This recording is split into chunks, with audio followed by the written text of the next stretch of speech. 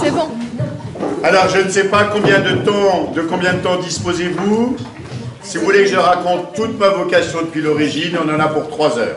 Mais, donc, je vais être plus bref, me concentrer surtout sur l'épiscopat.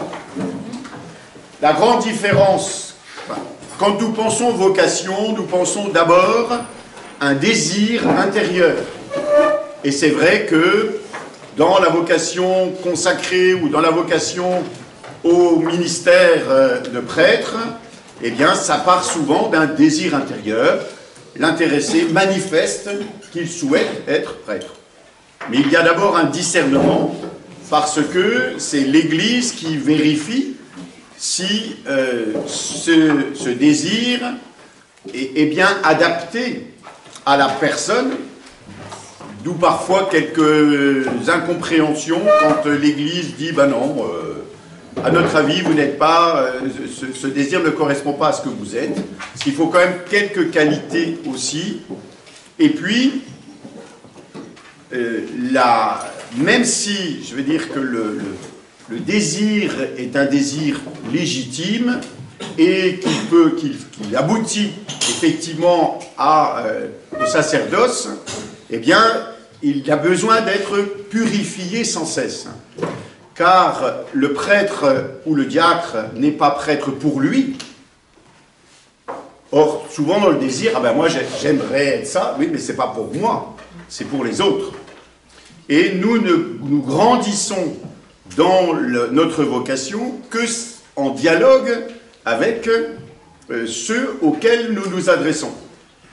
Je le disais il y a 3 jours dans une des homélies, le curé que j'ai été n'a pu devenir véritablement curé que grâce aux paroissiens. Et je peux donner même un certain nombre de noms de personnes qui m'ont marqué dans mon ministère et qui m'ont permis d'être de plus en plus en accord avec l'appel que Dieu m'a lancé, conforté par l'Église et bien appuyé par ma bonne volonté. Dans ce qui est de la vocation à l'épiscopat, il ne s'agit pas du tout d'un désir personnel. C'est là véritablement la vocation au sens fort du terme. J'ai été appelé à devenir évêque. Concrètement, l'appel à devenir évêque se fait de la manière suivante. Les évêques d'une même province sont invités à donner régulièrement le nom de prêtre susceptible de devenir évêque. Ça ne veut pas dire que dans les noms qui ont été donnés, tous deviendront évêques, mais bien que ceux qui sont proposés ont la capacité morale, spirituelle, théologique de devenir évêque. Alors il faut des qualités assez diverses, mais justement je me rends compte que la réponse à la vocation, donc à la proposition qui m'a été faite officiellement il y a un peu plus de 10 ans maintenant par le nonce apostolique, c'est-à-dire l'ambassadeur du pape, qui un jour m'a téléphoné, enfin m'a fait téléphoner en me disant « j'aimerais vous voir hein, ». Et je racontais ça tout à l'heure à table. Quand je suis arrivé au rendez-vous fixé, après les salutations d'usage, le nonce me dit « ben voilà, le Saint-Père vous nomme évêque de Langres ». Ah ben merci, ouf, j'ai été un peu scié, mais bon. Je m'y attendais plus ou moins en ce sens que mon évêque m'avait fait quelques appels du pied dans les mois qui ont précédé, mais je ne m'attendais pas à ce que ça soit là. Voilà. Et je me rends compte que répondre à cet appel nécessite un double... D'abord une disponibilité intérieure, parce que là où j'ai été nommé, je n'ai pas choisi. Bon. Donc il faut... Je n'ai pas choisi les personnes auxquelles je suis mis comme pasteur, voilà. Et je suis devenu de plus en plus évêque grâce à vous. parfois un peu d'une manière difficile, en ce sens que il y a un apprentissage, une accoutumance, je sais pas, enfin, il faut s'habituer l'un à l'autre, hein, puisque aussi je peux rester dans le fantasme de ce que peut être la fonction, comme vous pouvez rester dans le fantasme de ce que doit être l'évêque, et à un moment ou l'autre, il faut qu'il y ait une adéquation. Et là, seule la grâce de Dieu nous permet de vivre pleinement cette adéquation. C'est-à-dire que l'adaptation, elle n'est pas simplement une adaptation humaine, elle est bien d'abord fondamentalement une adaptation spirituelle, avec une connivence qui peut s'établir. Alors, évidemment, je veux bien reconnaître que je puisse avoir quelques qualités, en particulier, j'ai une difficulté à parler, je suis très timide, voilà. Oui, je chante mal, voilà, j'ai des tas de... Voilà. Donc, effectivement, j'ai pas de mémoire, voilà, ça c'est des petits trucs, bien sûr. Mais alors, là, trêve de plaisanterie, j'ai aussi un certain nombre de défauts. Et c'est toujours difficile d'accepter de reconnaître que l'on ait des limites et des défaillances. Mais c'est justement là aussi que je peux grandir dans ma mission épiscopale en étant finalement encouragé ou épaulé, ou sachant que l'évêque a deux types de collaborateurs privilégiés, que sont les prêtres et les diacres. Et aujourd'hui, il a un troisième type de collaborateur privilégié aussi, que sont les laïcs en responsabilité ecclésiale. Parce que aujourd'hui, on voit bien, si jadis l'évêque ne pouvait s'appuyer que sur le clergé, aujourd'hui, heureusement, de nombreux fidèles participent à la vie du diocèse et finalement contribuent à l'épanouissement de la vocation épiscopale. Puisque je ne suis pas évêque pour moi, c'est ce que disait déjà saint Augustin il y a quelques siècles, puisque c'était au IVe siècle. Avec vous, je suis chrétien, pour vous, je suis évêque. Voilà. Et ma vocation épiscopale, finalement, sa seule raison d'être, c'est vous. Alors, j'ai besoin d'être bousculé de temps en temps, rassurez-vous, je le suis. Donc ne cherchez pas à me bousculer davantage, voilà. Mais parce que on me dit évidemment ça n'est pas toujours facile d'être avec, non. D'autant plus que dans notre situation au XXIe siècle, nous savons très bien l'état dans lequel se trouve l'Église en général, et en particulier dans les diocèses ruraux comme le nôtre. Eh bien, il y a une grande fragilité, nous manquons de moyens. Et quand je parle des moyens, il ne s'agit pas d'abord des moyens financiers, mais bien des moyens humains. Hein?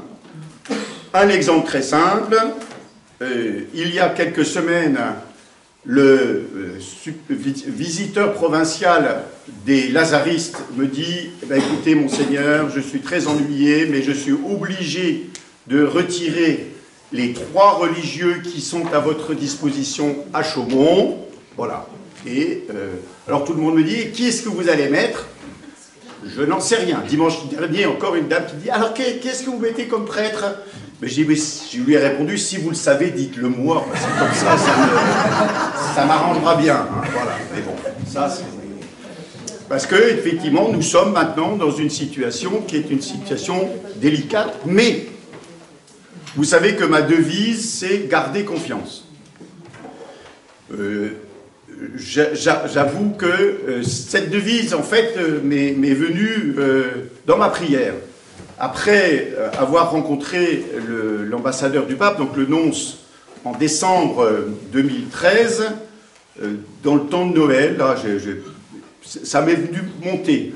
Avec cette devise, en fait, elle vient d'un verset de l'Évangile selon saint Jean, où Jésus nous dit « Dans le monde, vous trouverez la détresse, mais gardez confiance, j'ai vaincu le monde. » Donc c'est parce qu'il me faut m'appuyer absolument sur le Christ pour pouvoir vivre la mission, y compris dans ces périodes un peu difficiles, en sachant que le Christ est vainqueur. Donc de toute façon, c'est ça qui nous fait avancer.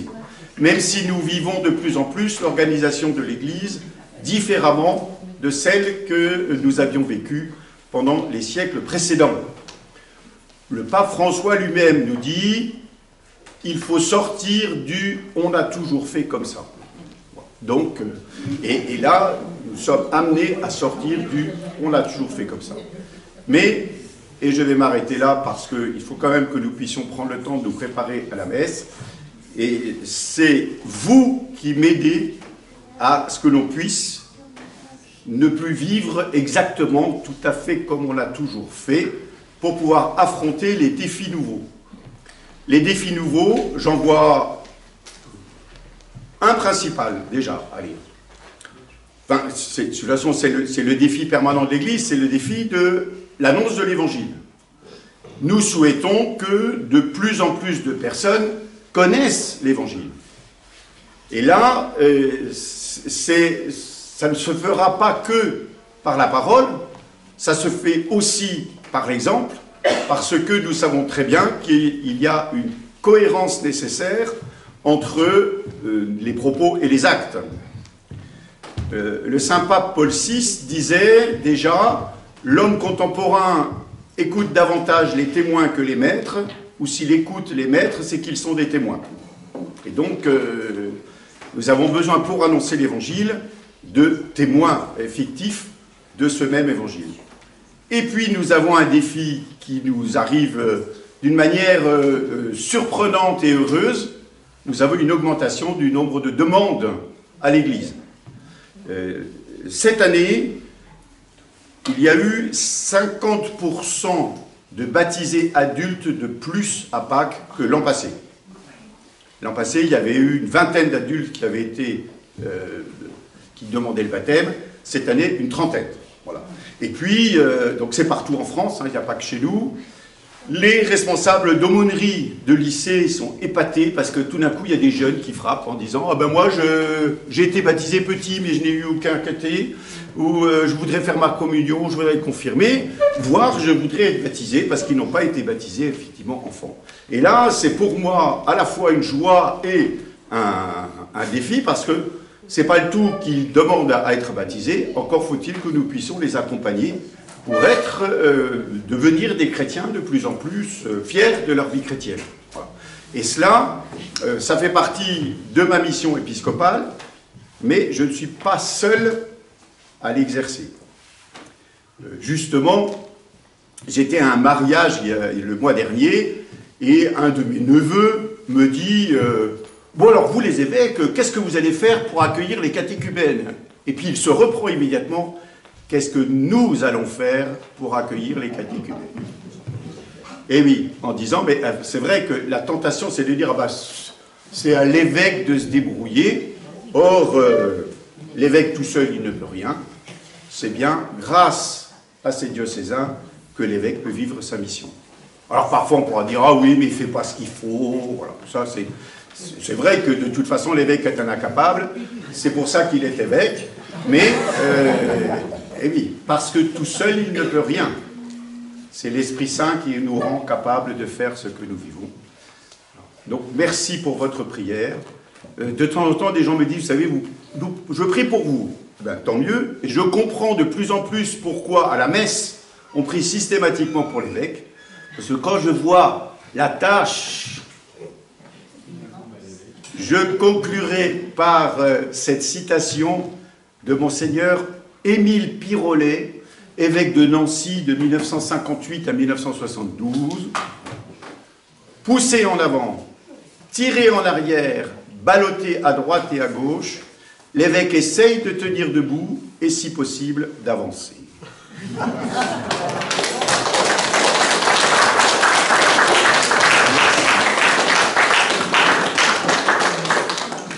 Et maintenant, nous avançons jusqu'à l'autel de Dieu, la joie de ma jeunesse. Et vous m'attendez avec ma caméra avant de commencer, s'il vous plaît?